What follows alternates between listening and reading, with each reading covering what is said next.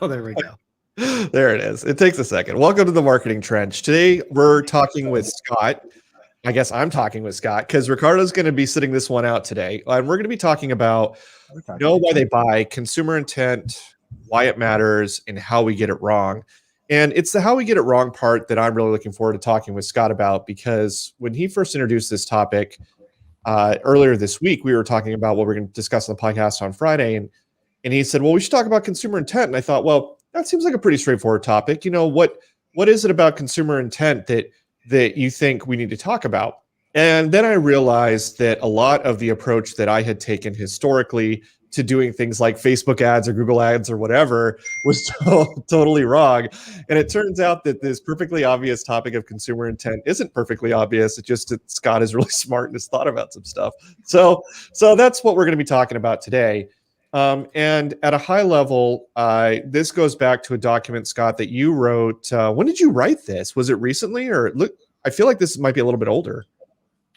No, the document that I sent you, the Content Creators Guide for my network, I just wrote that last week. Oh, okay. But yeah, no. So that particular document is specifically how we're structuring our content, and I just kind of led into it with an old fan favorite from 1966 from Edward Schwartz or Eugene Schwartz. Sorry, Eugene. And he wrote a book called Breakthrough Advertising and kind of identified the 5 stages of consumer awareness. So back then it was probably print and catalogs, probably TV commercials and things like that. But what it really was is it identified that your consumer is at a different stage of awareness at all times in the buying process. And as marketers and advertisers, we need to craft our message to speak to the consumer at their level of awareness or intent, so that we can bring them through that, because it's not really 5 disassociated stages. It's 5 stages of awareness that you want them to hit on every single one of them. And you want the right message for every stage of awareness in the buying process. And it was fascinating when I was first kind of introduced to that concept and those stages of awareness. It was actually in a digital marketing platform. It was Ryan Deiss's platform, I believe, digital marketer. And they were kind of talking about this and breaking it down. And at first it was really confusing, but the more I thought about it, I was like, this makes a ton of sense. Sorry, I'm just putting the title up. Sure. So what are the 5 stages of awareness? Let's maybe start there. Okay. I was just going to go into that, but I felt like I was rambling. So. Oh, no. Let's go into it. So the 5 stages are problem unaware, which means that the consumer is not aware that they have a problem that your product or service can solve. Stage 2 is problem aware, which means they know that they have a problem and they're looking for a solution. Well, they know that they have a problem, but they don't know what the solution is. The 3rd stage is solution aware. So they've kind of done a little bit of research and they've realized what I really need is a product that will do this. And so they're kind of familiar with what the solution is. The 4th one is your solution aware. So you come on their radar and you're able to have a conversation with them, or you're able to create content that relays to them, basically that your solution is a good solution to their specific problem. And then the 5th one is most aware, where basically they know what the problem is. They understand the solution. They've identified your product as one of those solutions. They've chosen your solution, and now they're going to reach out to you. And that's your most aware stage. And I think that we're So the weird thing about this is, and this comes down to conversion, right? So you can be a solution, but if you're not providing the right on ramp to for that consumer to contact you or to reach out to you, to engage, to take that next step, you could also have somebody that's your solution aware, and if you're not making it easy for them to get what they want from you, you can still lose that business. But it's a lot harder because I talk about this a lot, about bridging the trust gap from a Google search to your product or solution. And that's really what this is every time they have a question, if you're there to answer that question, every time you're pulling them a little bit deeper through this intent ladder, I guess, you're earning their trust on every step of the way. Yeah. So one of the things that you really helped, one of the things that you said to me that really helped me to tie together this idea of awareness, especially regarding consumer intent, and how it applies to my sales or marketing efforts, is you actually mentioned that different platforms like Facebook or like a YouTube or like Google are stronger in different categories. Can you talk about that for a moment?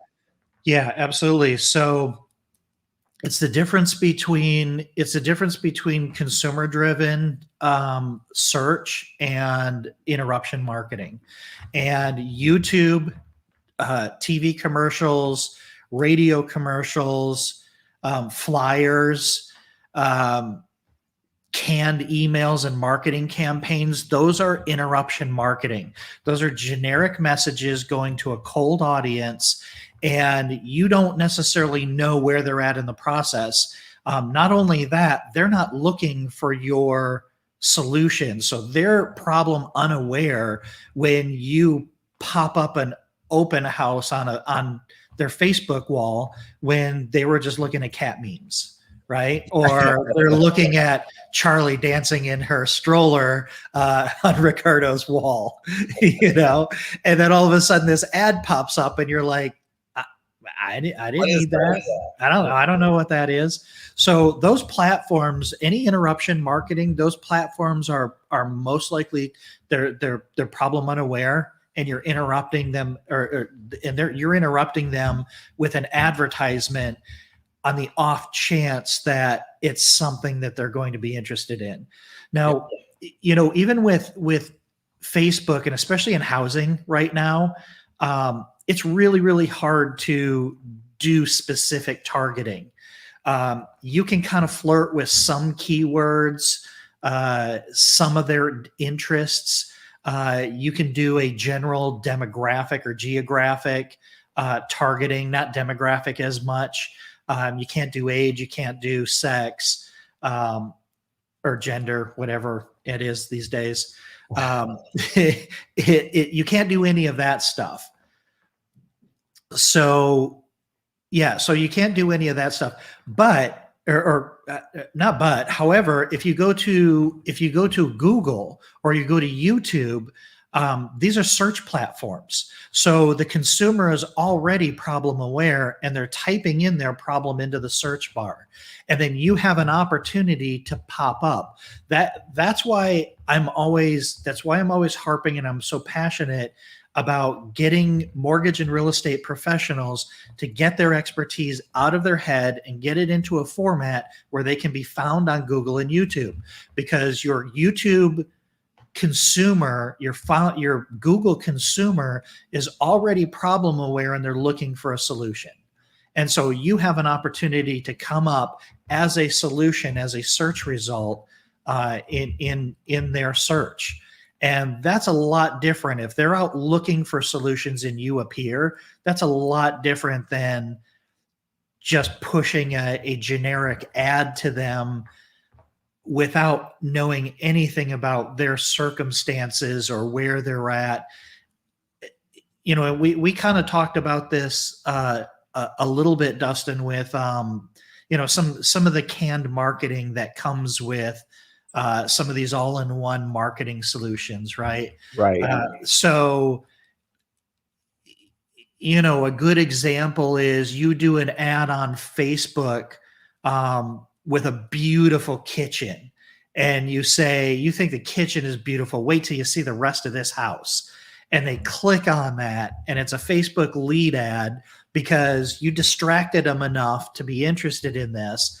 And are you working on the fly while I'm talking? I am. I'm taking the notes. Yeah. Okay. So they click on this, and this is the old forced registration trick with IDX, right? We don't really have that anymore because Zillow kind of made that go away.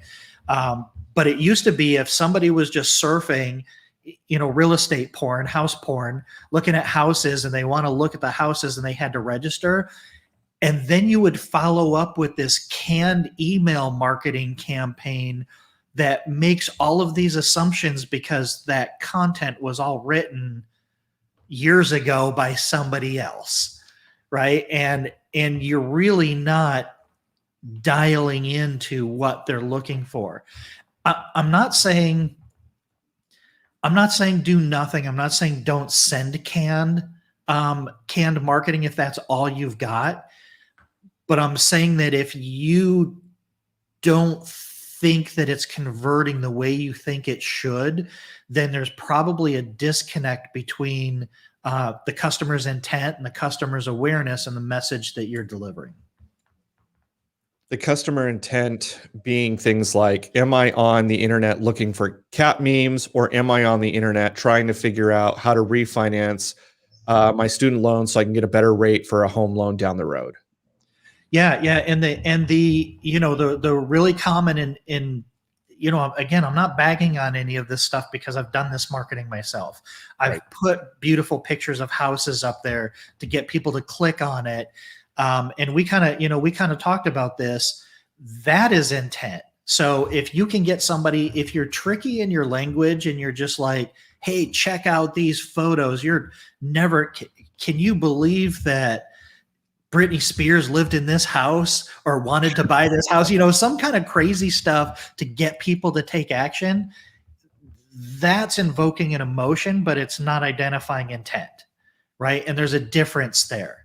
And so, it comes down to clickbait and things like that. Clickbait is not going to help you necessarily identify intent.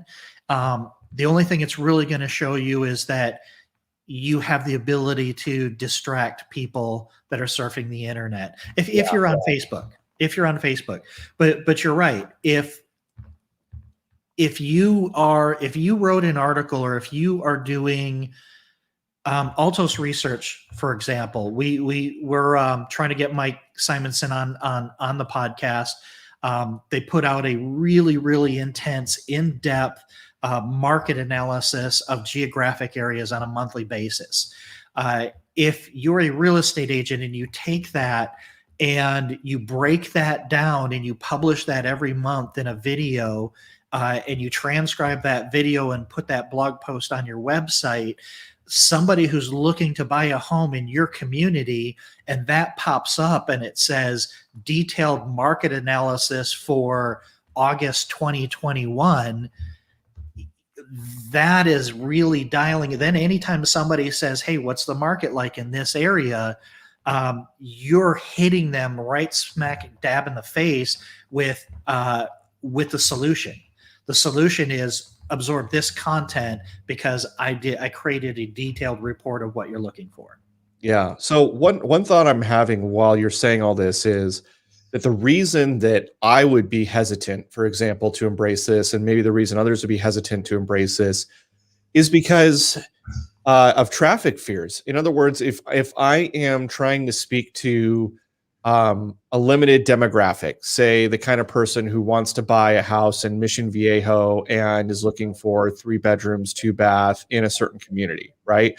Like, I'm going to get way fewer clicks with that highly constructed and targeted ad, the kind of, like a solution awareness ad, versus the kind of ad I might get, or the kind of click-throughs I might get if I wrote a problem aware ad, or problem unaware ad, excuse me. So for example, whoa, can you believe this kitchen? This is the kind of place that a pop star would own, right? Like, that kind of ad's going to get all kinds of clicks. And then I feel really good when I go back to my seller and I say, oh my God, look at my metrics. So many people clicked and whatever. Yeah.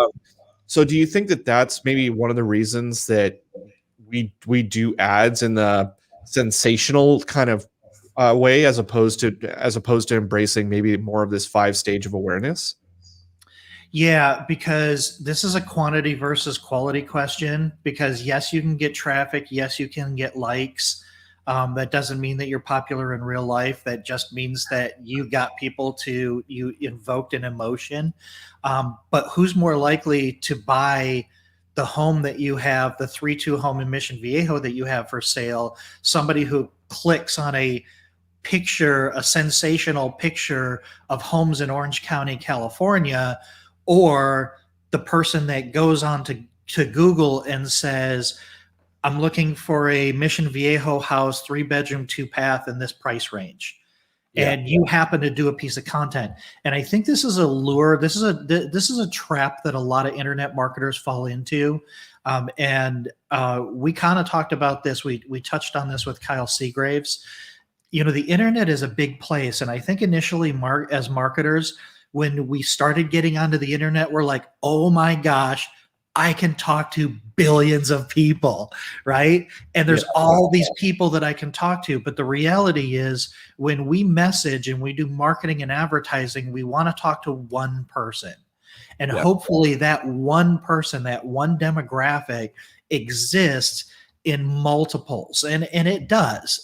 That's the great thing about the internet, is you can do upside down basket weaving, underwater basket weaving in Tahiti, and you could probably get a group of 50,000 people that are interested in that from all over the world. Who would have ever thought you were the only one that could weave baskets underwater upside down in Tahiti? But like, when you put that out there, you can attract people from all over. We obviously, in the businesses that we're in, real estate specifically, you've got to put geographic fences around that. Yeah. So you're going to create messaging talking about, areas and businesses in the area and the schools in the area and the turn times in the area and what home prices are doing or home values are doing. And you're really just going to start unpacking all of that stuff. But yeah, that's it. It's always better. It's always better to do niche content and niche content that solves specific problems. The cool thing about this too, Dustin, is, and we talked about this with Kyle as well, really good content marketing will attract the exact type of consumer you want to work with. Right. Because you're talking about, you're talking about what type of family you want to work with. You're expecting your second kid. The 1-bedroom condo's not cutting it anymore. In my community, this is the school district that's most desirable. And here's the challenges here are the homes, the neighborhoods that are in that specific thing, that specific school district. You can't go wrong by going narrow.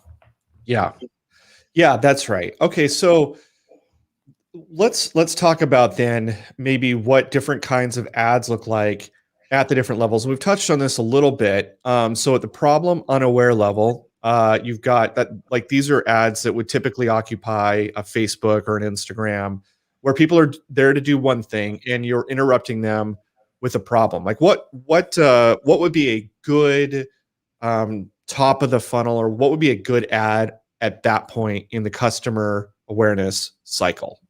So the clickbait ad is a good top of the funnel ad, but it's not necessarily going to be your conversion ad. And some of the best digital marketers that I know people that do this on Facebook and that do it on YouTube. What you're really doing is now you're creating a custom audience from the people that engaged with that topic, because now you know something about their intent. Yeah. Right? Because they clicked on it, you've identified some stage of awareness for them.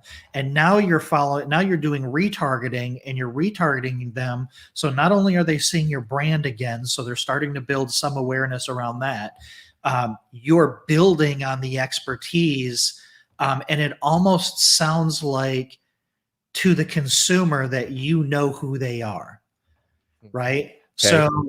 So let's say,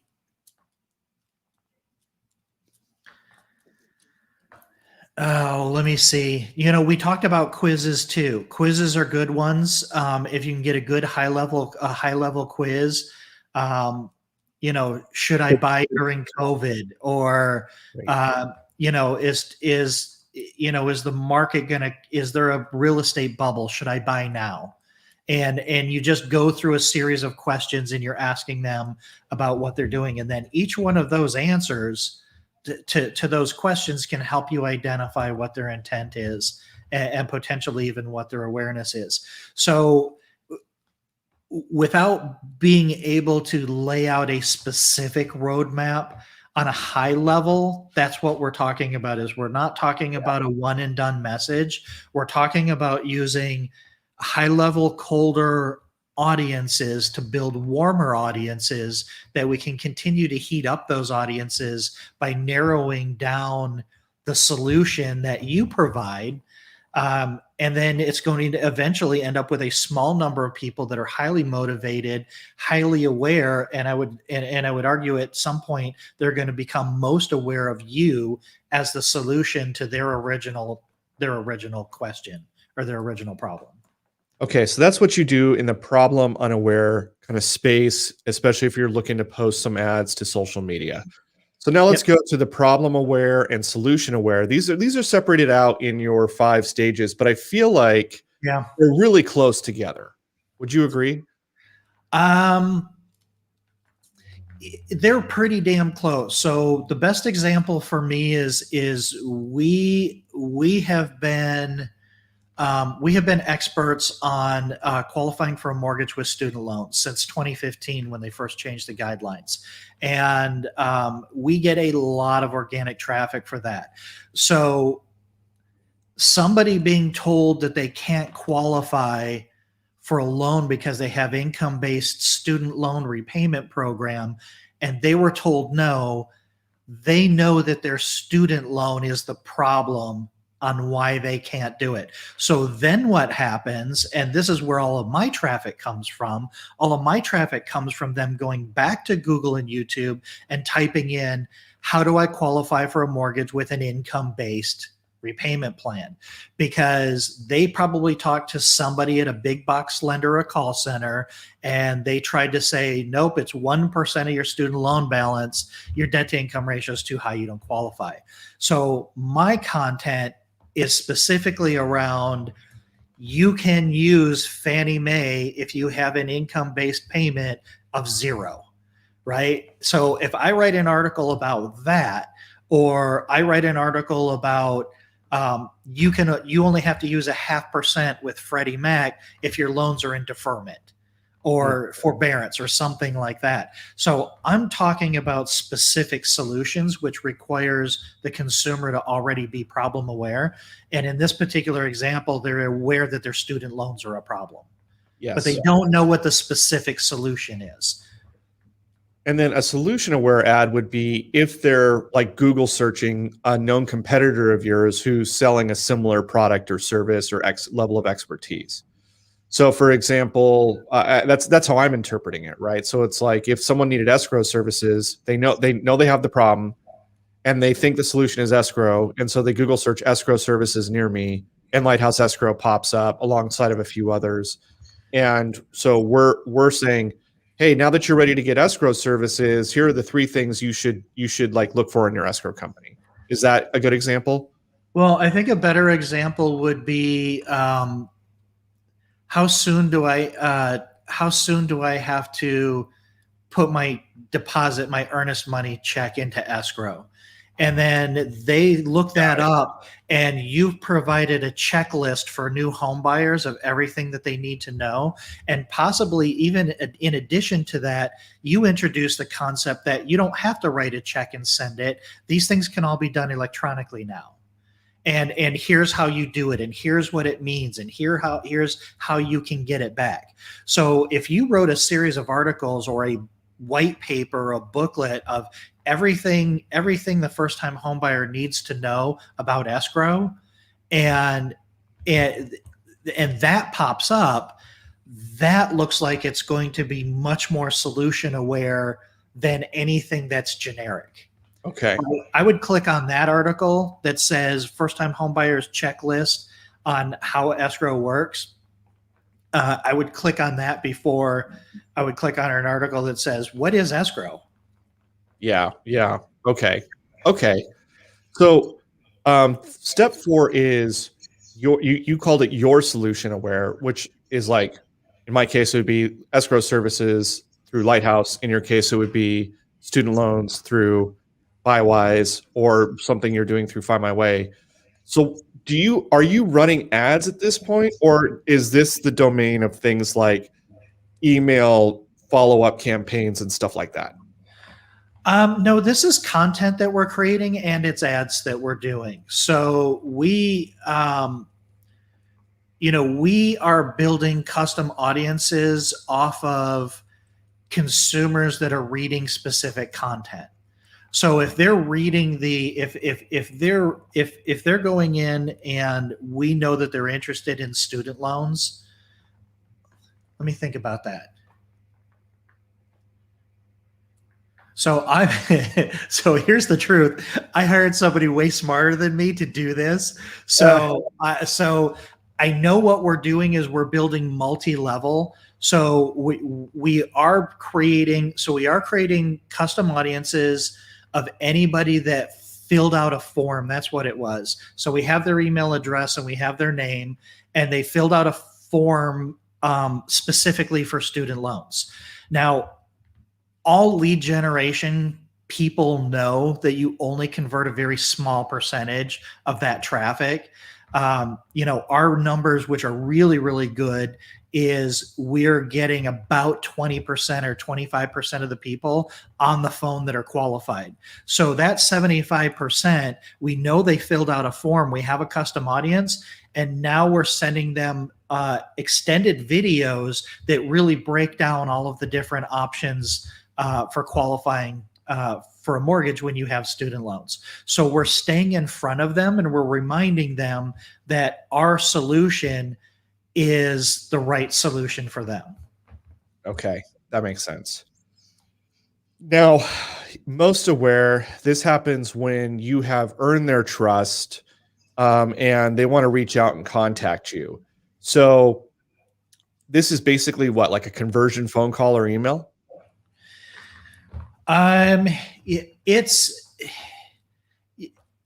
It's some way for them to engage with you, whether it just depends on how you run your business, whether it's a contact form, whether it's a phone number that they can call that's monitored 24/7, or a live chat on your website. But it really is, it's the environment where you put somebody so that it's easy for them to follow. So for instance, it's going to be difficult for somebody to be most aware of your product on Facebook, right? Because Facebook is just surrounded with all kinds of other stuff. So, and I don't know if I'm getting this right. This is the way that I'm interpreting it with the most aware piece. But the most aware is when they've already decided, basically when they've seen enough and they've decided that you're the person that they trust. And I think I probably added the importance of the conversion piece on that, because whatever that environment is, where they became aware of your solution and they wanted to take the next step to do business with you, that's a critical point in the client's motivation, where you want to make it as simple as possible for them to reach out to you and engage. Yeah. That makes sense. And I think that's important. I mean, in all the different types of marketing and things that we do, we have different types of calls to action. You can't put every single call to action on every single thing, but how would you think about asking them to reach out and connect with you when you already know that they already know that you're the right answer? Yeah. So one of the things that you had mentioned just in passing here was that you have someone building out this process for you. And I think that's really important to recognize, is that this is actually, this is a flow, right? Like Yes. this is somebody who goes from just living their life to somebody who's hiring you. And I think that one of the nice things about this, when I look at it, is that there are quite a few steps, which means it takes the pressure off when you're in the problem unaware space, when you're making Facebook ads, or when you're making Google, or even Google ads, right? I feel like I have certainly heard a number of agents and people, people in the escrow and title space. I'm sure you have too, Scott, because we've talked about it. Like they put it all on the line here. It's like, what's this ad that's going to sell this home? Or like, what's this ad that's going to help me to convert like almost immediately? Like they expect to pick up a phone from somebody who pinged them because of an ad that's probably in step 1 or 2 of this process, and they expect to be able to go right to step 5. And Scott, you've been saying for a long time, one of the reasons we even have the marketing trench is because you're saying, no, there's a process, there's a relationship. You got to create content. You got to walk people through certain steps. And, it feels like work, but actually I feel like it's more manageable, because you're not having to, hit every step, every swing at the plate isn't going to have to be a home run. Like you can hit singles, you can hit some doubles, you can, kind of play a longer game. Is that fair? Yeah, no, it absolutely is. So I'm trying to find this book. I read a book by a gentleman. He's out of England. I'll find it and we'll get it posted here. But basically, he's a YouTube marketer, and he does pay for performance. So you don't pay him anything up front, and he'll only take on certain projects. And he wrote an entire book about how he creates these. So Bob Rignaris, my business partner in Find My Way Home, he owns Feed Stories. He coined this phrase called deep funnels. And deep funnels is what he builds on Facebook. And it's really just a series of potentially 3 to 5 advertisements that are shown sometimes in a specific order, sometimes not in a specific order, but always based on what they previously did. So they watch this percentage of the video.